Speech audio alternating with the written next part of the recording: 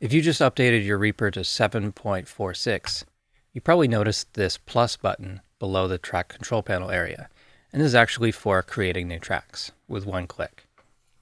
Of course, you can still double click, but this is actually a toolbar that you can completely customize. This is just one of the many new features that I'll take you through in this 7.46 update. Toolbars. Add toolbar for empty track panel space with default insert track button. Allow creating empty toolbars. Make tooltips position similar to track panel tooltips. So let's customize this toolbar. We're actually going to go to the main toolbar, right click and customize toolbars. You can also go to options and then customize menus or toolbars. In this window, we'll navigate to empty TCP area toolbar. And within here, if we want to remove this completely, we just have to remove one of these buttons, hit apply, and now that will be blank and there's no toolbar buttons there. We want to reset that, reset current toolbar to default, and let's add an additional action. How about insert virtual instrument on new track? Let's select that. Let's find maybe a keyboard icon and hit apply. And now we can click the plus button to make a new track or click this virtual instrument button to open up the effects browser. And we can select an instrument, let's say OBXD, and that inserts a new track and it has that plugin and it's renamed and it's ready to record. So besides adding virtual instruments through these buttons, you can really just assign anything that you want to have near the track list. Maybe there's a routing button, maybe the MIDI Explorer. Really anything you can think of can be put in this toolbar. Creating empty toolbars is now possible. It used to say edit me. There was always a default button. You could replace it with the no op action, which would just be a blank button essentially. But now you can just remove that entirely and hit apply and it will save that. So they removed the sort of limitation or the function of having always one button in the toolbar. And also the floating tooltips for toolbars now is very similar positioning or really the same positioning as any of the track control panel buttons. So, you know, that the little yellow box is just slightly below and to the right of any of the parameters or toolbar buttons. They used to be further down, further to the right. Track pinning. Support pinning individual tracks to the top of the arrange view. Pin master track to top of arrange view by default. Add preference to disable vertical zoom for pinned tracks. Ignore, expand selected tracks, minimize others for pinned tracks. Do not insert new tracks when drag importing media into pinned track area. So I think this is a really great feature, and this is something that people have been asking for a long time, and it's something you might see in other DAWs. So let's say we've got this vocal track here, and we want to always be able to see this track no matter how big the other tracks are or how far we scroll down the track view. And so I will right click on that track and then pin tracks to top of arrange view. That keeps the same track positioning. It keeps all the routing. So this is still track 10, but it's now attached to the top section of the track control panel area. And we can resize this, command mouse wheel to resize, same as for the other tracks. So if you're hovering over here, you can do that. Let's say we have a bunch more tracks in this project. If I scroll, you can see that the scrolling does just the track area below. Let's say we also want this track to be pinned. And let's also show the master track. Default position for the master track is the top of the track list, but the pinned tracks can go above that. And we can also pin the master track. And so that will always be visible no matter how many tracks we have, and we can just scroll below. In the preferences, there's the option to disable mouse wheel vertical zoom for tracks that are pinned in arrange view. And so that same shortcut I was showing before, it works down here, but it won't resize the tracks above. And with that feature off, I'm resizing the pinned tracks, and if I move my mouse down, it's resizing the unpinned tracks. One other sort of special note is with the master track. So if I pin this track in this project and go to a new empty project tab, right click, show master track, and it is also a pinned track.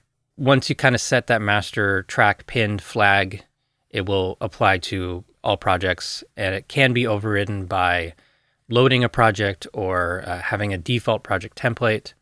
But if you're not using a default project template, that is something to be aware of. Actions. Add actions to override or show all hidden or pinned tracks, pin selected tracks, unpin all others, show hide all pinned tracks. Add action to move tracks up down, similar to drag dropping to position above or below selected tracks. Add action to duplicate project in new tab. Right, so we're going to go up to the menu and show action list. I'm going to search for track : pin tracks, and then there are 5 new actions: override or unpin all tracks in TCP, so that resets their original position, but you can still see that there is a little icon for the theme for the tracks that were pinned. It's just the pin function is disabled. Now maybe that's something you want to put into that TCP toolbar. We can select a track and pin it, and running it again will unpin it. Pin tracks to top of a range view, unpin all other tracks except master. So we can take this track, pin that. Yeah, it will unpin all the other tracks except for the master track, put them back where they were before. Running that a second time does not do that, so we'll hit undo to reset. Show all pinned tracks in TCP. So show or hide all pinned tracks. So if you pin a track and then you can hide those pinned tracks, that's kind of useful. And show hide all pinned tracks in TCP, ignoring the master. So only the pinned normal tracks, not the master track. All pretty useful stuff. If we search for track, move tracks, there are 2 new actions, and you can tell which ones are new by the command ID having a 43 at the start. Move tracks down, move tracks up. So these work the same as dragging, essentially. So if I select this track and I click move track up and move track down. So here it didn't look like it moved in position, but it did move because track 6 is actually pinned. Yeah, so it does obey the track order, not only like position. For people that don't use the mouse very much, this is a very useful function. Now, this is a new addition to the action list as well as the file menu. This is from 7.44. So we go to File, Duplicate Project in New tab. It's going to ask us for a name, and we'll hit Save. And so we've got a copy of that project with a renamed name here in another project tab. So we are free to experiment without changing our original project. Preferences. Allow resizing preference window smaller, allow scrolling. Move auto increment suffix preference to preferences/general. Project. Use configurable auto increment suffix when incrementing project name for save as new version. So related to what I was just talking about, if we go to preferences, general, and then we have this auto increment file name format. So it's currently set to _001, but there's also a wildcard section. We can add some other additional things.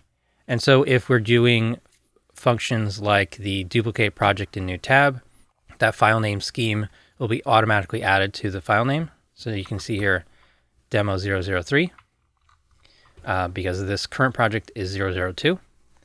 And also if we go to File and Save New Version of Project, which doesn't open a new tab, doesn't prompt at all, it just saves it with a new name. So you can see here at the top, 003. Yeah, if you want to customize that number, you can do that in the preferences. And then the other thing was that if you're on a low resolution screen, the preference window will default to a smaller size. And also it can have a much lower minimum size. It's just fully resizable, and this scroll bar is always visible. Import. Support dragging folders into project. We'll import all media files within the directory without recursing.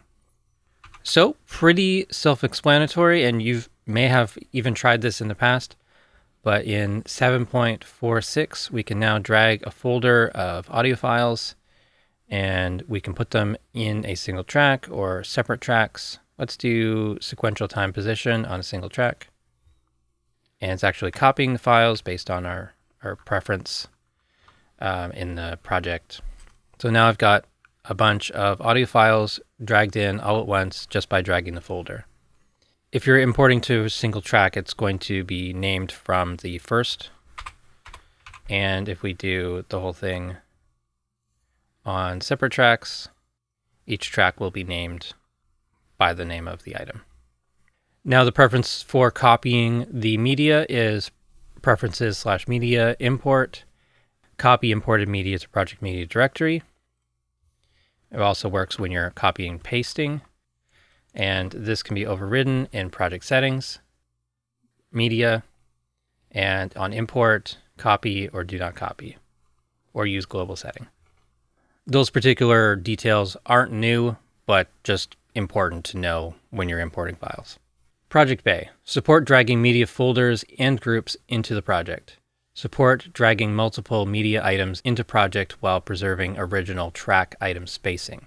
When dragging media items within existing groups into project, create a new group. When importing multiple media items into project, support importing to one track, separate tracks, or fixed lanes. Add option to copy media to project directory when importing to Project Bay. View menu, Project Media Effects Bay, and on the source media page, we can now drag in folders, and it will import that as the entire folder. And if we drag this into the project, it will ask us what we want to do. Let's put it onto a new track. Let's do single track, and I'll put them all there. So that will expand the list of source media to all of the individual files. We'll keep in that original folder as well in the source media. The option to copy on import is in the options menu here for the media or the project bay. So copy media to project directory when importing to current project bay. And project bay is most often used kind of just as a display of all the source media or all the individual media items where you can preview them or manipulate them in various ways. It also handles effects and parameters, item groups, and things like that. But mainly, I see people using it for source media. And if you drag something in, it doesn't really put it into the project, it sort of just references it. But if we use this option, copy media to project directory when importing to current project bay, then actually copies it to your media folder, whatever you have assigned in project settings/media, path to save media files. That can be a good thing to do if you're importing a bunch of files, but you don't have a place for them in the timeline yet. Drop them here and you're good to go. So let's look at the sort of group functions here with that. So let's take the kick and the snare and make a group. We go to media items. And if I import them to a new location, we can preserve the original track item spacing. So if there's a gap between items, like one track between items, that can import that way. Also curious, and it did actually make a new group, which is really cool. So these will stay together as well. So things that you select in the timeline will be highlighted in the project bay and vice versa. That's not new, but just, if you're not aware, and we'll import this here. We can preserve the spacing and wait. Oh, maybe because this track is pinned. Yeah, there we go. Envelopes. Add menu item to set envelope segment shape when right-clicking between envelope points, equivalent to setting the previous point shape. So let's add a point and another point and drag that. If we want to change the shape of this, we can now right-click in between, set the segment shape, and let's set this to fast end. And that's the same as going to selecting the point, right-clicking, set point shape. If we set this to linear, it does this between points, but it is more intuitive to click between and set the shape here, I think. A pretty simple one, but very helpful. Render. preference to always delete incomplete files after canceling render. So this was added in REAPER 7.44. And if we go to Preferences, Audio Rendering, incomplete files after canceling render, save, delete, or prompt. So you can now set it to delete without asking. I think that's a pretty smart option. So if you're rendering something, oh, I made a mistake, you hit cancel. Do you want to save that? You're not realistically going to use it. Just get rid of it, and it can do that automatically. Solo. Add preference to use a dedicated solo bus. Master track hardware outputs can choose to bypass that bus. Add preference to enable metering for unsoloed tracks when in dedicated solo bus mode. A solo bus is something that you would see on live consoles. So a way to hit the solo button, listen to that track in a set of headphones or a secondary monitor of some sort and not interrupt the main mix. And so now we have that in Reaper. I think this was frequently asked for. There's some workarounds, but I think this is probably a much better way of doing it. Come over to Preferences, Audio, Mute Solo. We have these options, solo via dedicated solo bus. This option for apply master fader mute to solo bus means if you mute the master track, is that going to affect the solo bus? Is it going to also silence the solo bus? I think probably you would want that if you're using this function, but maybe not. And show metering on unsolo tracks when dedicated solo bus mode, which means that if you solo a track, usually the track meters all stop except for the track that is soloed. With this function off, if you solo a track and it's going to the solo bus, the individual track meters will be inactive except for the soloed tracks, even though they're still heard in the main mix. And with this feature on, then the track meters will always be showing. They'll always be active. So let's hit OK. All right, so the solo bus. I can't show you on your own set of headphones different mixes or anything like that, but I can show you how I would set it up on my own system. If I was to go out to a secondary set of headphones, that would be Q1 on my audio interface or Q2, but just any device output that's not the main mix. But for you to hear it in this video, I am going to choose main mix. And the only difference I'll do is set that that secondary output to like -10 roughly. There's these new options here for the master send, master or solo if solo bus active. That's the default. Always master, always solo bus, or master muted if solo bus active. This is the situation I will use today. If this is your own setup, your main mix would be always master, your solo bus would be always solo bus. So this one, always solo bus. They are technically the same output, but they're different volumes. So when I solo something, only the quieter version is what you'll hear. Full mix.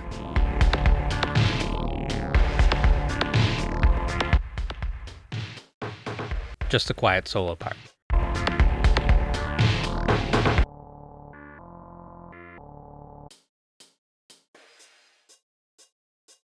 Hopefully that makes sense. On your own system, you'll be choosing a different hardware output than your main mix. Output 3 and 4, whatever you have your headphones connected to. And then your speakers or the PA mix will be untouched by soloing tracks. Mouse modifiers. Add context for fader, TCP fader, MCP fader. Add context for track control panel, mixer control panel, mouse wheel, and horizontal wheel. Add flags to not change selection and or move edit cursor when using action in various click contexts. Add edit cursor handle support for no action and new move cursor no scrub mode. Properly support no action in MIDI editor ruler, marker, region drag, take marker drag context. Support alt click to delete fade in fade intersection context. Support ignoring grouping for item left click add items to selection. So there's quite a few changes there in mouse modifiers, and let's check those out. So let's look at some fader options for the mouse wheel. This is the first time mouse wheel has been in the mouse modifiers.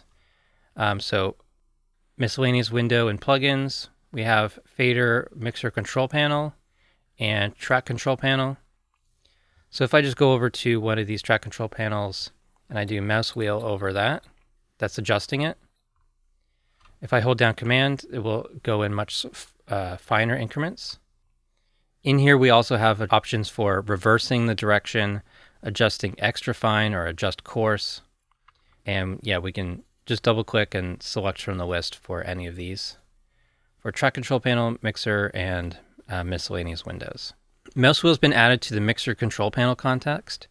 So by default, it's going to scroll the mixer control panel. For the edit cursor handle, which is this triangle at the top of the edit cursor, we now have the option of no action and move edit cursor handle no scrub. Jog audio is the default. When it's set to no action, you cannot drag the edit cursor handle. And move edit cursor no scrub or jog. That's what I like. For media item left click, if we're doing add items to selection, we can have this option of ignoring the grouping. There's a lot there. Check things out. I think most things after updating will be the same. For my own setup, after I updated, I noticed that the edit cursor handle default had changed. So just it's worth checking in here if you ever drag the edit cursor handle. I'm pretty sure everything else was the same after updating. Tempo envelope. Support entering tempo time signature change location in time, beats, hours, minutes, seconds, frames, or samples. Support curved and bezier envelope shapes. View menu, tempo envelope. Now this project is at 121. All right, so at bar 3, let's make the change. Let's drag this up and let's go up to like 216.75. Sure. Like I said earlier, we can set a segment shape by just right-clicking on a segment or between 2 points. And we can just set this to slow start end. And now there is different envelope shapes for the tempo envelope.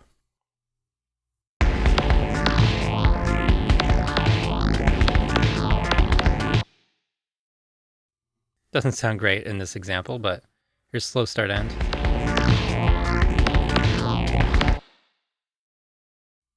And or back to the default of square.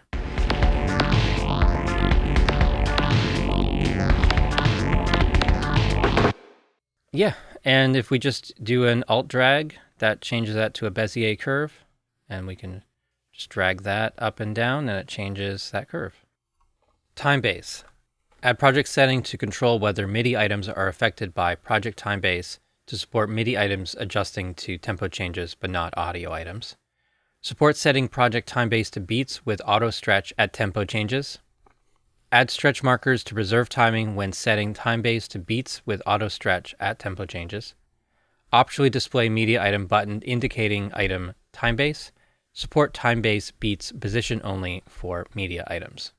So Timebase is the way that media items behave when there are tempo changes in the project. So they can automatically stretch, they can ignore tempo, or they can change the start position, but not the actual speed or length of the item. Let's start off with looking at something that's in the actual appearance of the items. So media item buttons.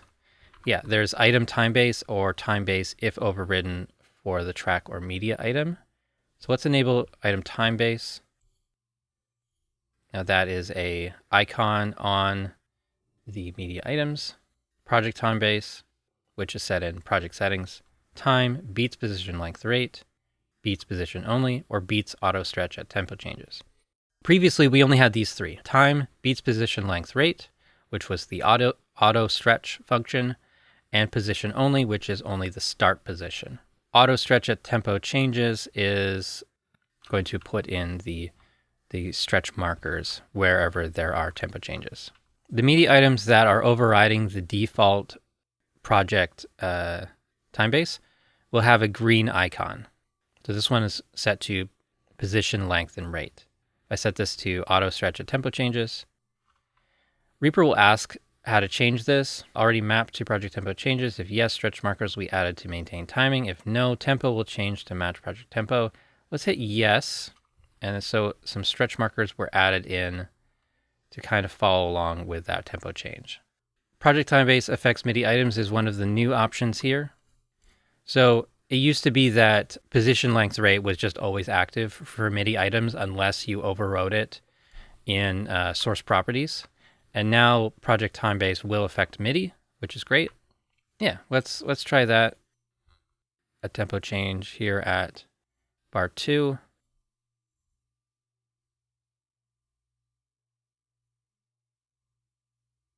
You can see that the items are automatically stretching. There's stretch markers being applied. Let's go from 121 to 101 and then 138.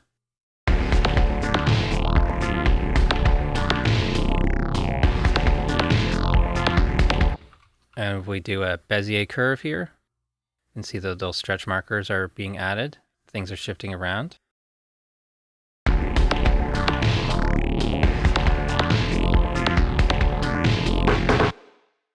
This might require a dedicated video. It's been a really long time since I've done a video on Timebase and talked about it.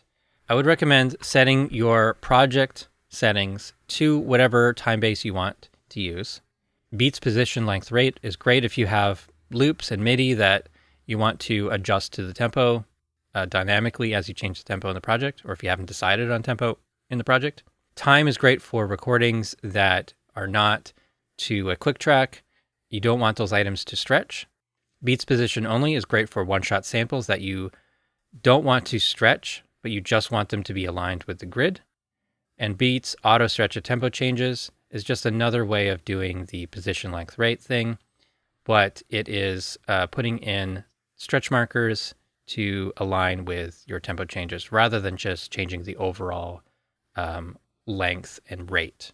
Each of these Timebase settings can be overridden by the track setting. So right-clicking a track, going to track Timebase, you can set it to project. That's going to be the default, but you can also set it to individual Timebases, which you might need for different types of tracks or different types of media that you have on a track. Then finally, the individual items can be set here, item Timebase, or within item properties, and you can set this here. You can override for an individual item the way the item behaves to tempo changes. If you have a MIDI item that was recorded without a timing reference, like a metronome, and you don't want it to change speed when you change the project around that item, you would usually go into source properties and set this to ignore project tempo and just use any number, and it should lock it in. You set this to time, and then, yeah, this one is not changing its time position. Well, that's it. Pretty big update and catching up on some of the smaller changes from the last couple of updates. If you missed any of the previous update videos, there is a playlist going all the way back to 5.0. Thank you so much for watching. Please subscribe to the channel if you haven't already. Follow me on Facebook or Blue Sky, and support on Patreon, and visit reaper.blog for more tutorials.